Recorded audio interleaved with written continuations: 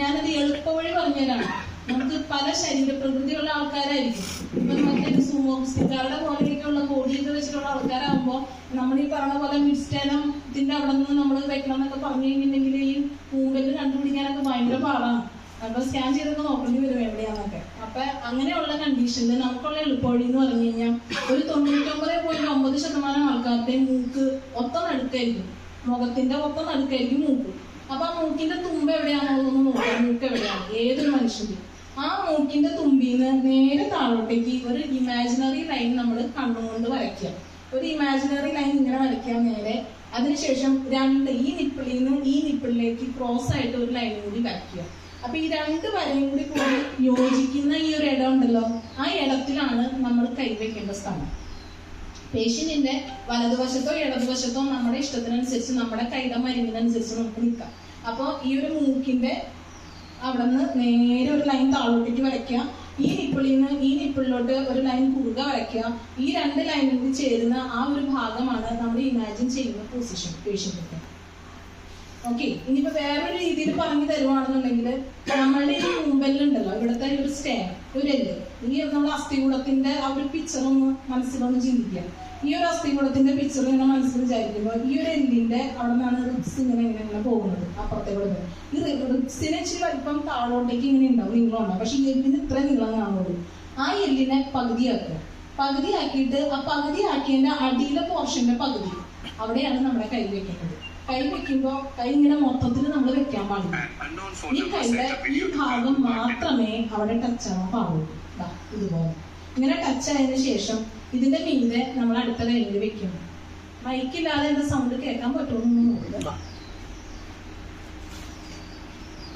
കുഴപ്പമുണ്ടോ? ഇല്ല. മൈക്കില്ലാത്തത് കുറച്ചുകൂടി എളുപ്പം. അപ്പൊ മൂക്കിന്റെ അവിടെ നിന്ന് ഒരു ലൈൻ നമ്മൾ താഴോട്ട് വരച്ചു. ഒരു നിപ്പിളിൽ നിന്ന് അടുത്ത നിപ്പിളിലേക്ക് കുറുകെ ഒരു ലൈൻ വരച്ചു. അത് രണ്ടും കൂടി ചേരുന്ന ഭാഗത്തായിട്ട് നമുക്കൊരു സെൻട്രൽ പോയിന്റ് കിട്ടും. ആ പോയിന്റില് നമ്മുടെ കൈപ്പത്തിയുടെ ഈ ഒരു അഗ്രഭാഗം, ഈ ഒരു ഭാഗം നമ്മൾ വെക്കുന്നു. അതിന്റെ നിര നമുക്ക് ഇടത് കൈ ഉപയോഗിക്കുന്നവരാണെങ്കിൽ ഇടത് കൈ, വലത് കൈ വേണ്ടവരാണെങ്കിൽ വലത് കൈ, ഏത് കൈ വെച്ചാലും പ്രശ്നമില്ല. അതിനുശേഷം അതിന് മീതേക്ക് അടുത്ത കൈയും ഓവർലാപ്പ് ചെയ്ത് വെക്കുന്നു. ഇതിങ്ങനെ ക്ലോസ് ചെയ്ത് നമ്മൾ പിടിക്കുക ചെയ്യുന്നത്. ഇത് പിടിക്കുന്നതിന് വേറൊരു കാര്യം കൂടി ഉണ്ട്. എന്താന്ന് വെച്ച് കഴിഞ്ഞാൽ നമ്മൾ പിടിച്ചിങ്ങനെ അമക്കണ സമയത്ത് ഇവിടെ ഈ ഒരു എല്ലിന്റെ മീതെ കൂടെ എല്ലുമേന്ന് റിബ്സ് പോകുന്നുണ്ടാവും.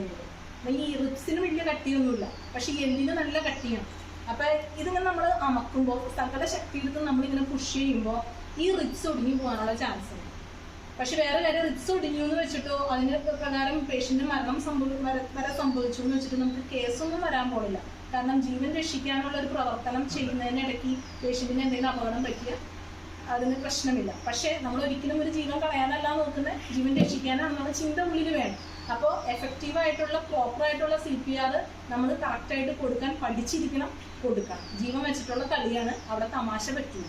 അപ്പൊ കറക്റ്റായിട്ട് നമ്മൾ പഠിക്കണം, കറക്റ്റായിട്ട് നമ്മൾ ചെയ്യണം. അല്ലെങ്കിൽ നമ്മൾ ചെയ്യുന്ന പ്രവൃത്തി കൊണ്ട് ജീവൻ കുറച്ച് നേരത്തെ പോയെന്ന് വരും. അതുകൊണ്ട് നമ്മൾ ശ്രദ്ധിക്കണം.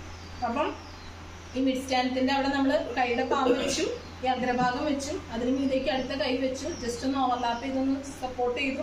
സപ്പോർട്ട് ചെയ്തതിന് ശേഷം ഞാൻ ഇങ്ങനെ പ്രഷർ കൊടുത്തു കഴിഞ്ഞിട്ടുണ്ടെങ്കിൽ പേഷ്യന്റ് തള്ളി അങ്ങോട്ട് പോകും. നമ്മൾ എങ്ങനെ കൊടുക്കണം? 90 ഡിഗ്രി ആംഗിളിൽ വേണം ഈ സപ്പോർട്ട് കൊടുക്കാനായിട്ട്. ഇപ്പൊ എൻ്റെ ഒരു പൊക്കത്തിനനുസരിച്ച് ഇത് ഇച്ചിരി പൊക്കം കൂടുതലാണ്. ഞാനിപ്പോ ഉപ്പൂറ്റിയിൽ ഇങ്ങനെ പൊങ്ങി നിന്നാലും എനിക്ക് കൊടുക്കാനായിട്ട് അത്ര എളുപ്പമല്ല. അപ്പൊ ഞാൻ എന്ത് ചെയ്യും? ഞാൻ പതിയെ ഒരല്പം പൊക്കം കിട്ടാൻ വേണ്ടിയിട്ട് കസേര എന്തെങ്കിലും കേച്ച് ഇവിടെ വെച്ചിട്ട് അതിന് മീതെ കുത്തി നിന്നിട്ടാണെങ്കിലും എനിക്കപ്പോൾ അവർ ഇത് ചെയ്യാൻ പറ്റും. ഇങ്ങനെ എളുപ്പത്തിൽ ചെയ്യാം. ഇങ്ങനെ നിന്നിട്ട് ഇതുപോലെ വെച്ചിട്ട് നമ്മൾ ഈ കൈ ഇപ്പം ഇങ്ങനെയല്ലേ ഇരിക്കുന്നത്, ഇത് ഈ മൂക്കിന്റെ ലെവലിൽ വരണം. അതായത് ഇങ്ങനെ സ്ട്രെയിറ്റ് ആയിട്ട് വരണം, 90 ഡിഗ്രി ആംഗിളിൽ വരണം. എന്നിട്ട് വേണം, എന്നാൽ ഈ കൈപ്പത്തി ഈ ഭാഗം നെഞ്ചും കൂടിൽ അമങ്ങാനും പാടില്ല. ആ ഒരു ടെക്നിക്ക് നമ്മൾ കറക്റ്റായിട്ട് പ്രോപ്പറായിട്ട് നോക്കിയിട്ട് നമ്മൾ പുഷ് ഹാർഡ് പുഷ് ഫാസ്റ്റ് ആ ഒരു മെത്തേഡാണ് നമ്മൾ യൂസ് ചെയ്യുന്നത്. ഇതുപോലെ 1, 2, 3, 4 അങ്ങനെ നല്ല രീതിക്ക് നമ്മൾ അമക്കി ചെയ്യണം. അങ്ങനെ ചെയ്യുമ്പോൾ 30 പ്രാവശ്യം നമ്മൾ അതുപോലെ കൊടുക്കുക ചെയ്യും.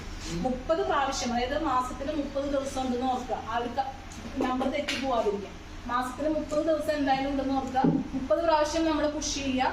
അത് കഴിഞ്ഞിട്ട് 2 പ്രാവശ്യം റെസ്ക്യൂ ബ്രെത്ത് കൊടുക്കുക. റെസ്ക്യൂ ബ്രെത്ത് എങ്ങനെയാണ് കൊടുക്കണമെന്ന് നമുക്ക് പറഞ്ഞു തരാം. ഈ 30 പ്രാവശ്യം കൊടുക്കുമ്പോൾ ഇവിടെ സംഭവിക്കുന്നത് എന്താണെന്ന് വെച്ച് കഴിഞ്ഞിട്ടുണ്ടെങ്കിൽ ഈ പറയുന്ന ഈ ഒരു എല്ലുണ്ടല്ലോ, കട്ടിയുള്ള എല്ല്, ഈ വാരിയെല്ലുമായിട്ട് കണക്ട് ചെയ്യുന്ന ആ ഒരു എല്ല്, ആ എല്ലിന്റെ ഇപ്പൊ ആ എല്ലാണ് ഇതെന്നുണ്ടെങ്കിൽ തല ഇവിടെ, ഇതാണ് ആ എല്ല് കേട്ടോ.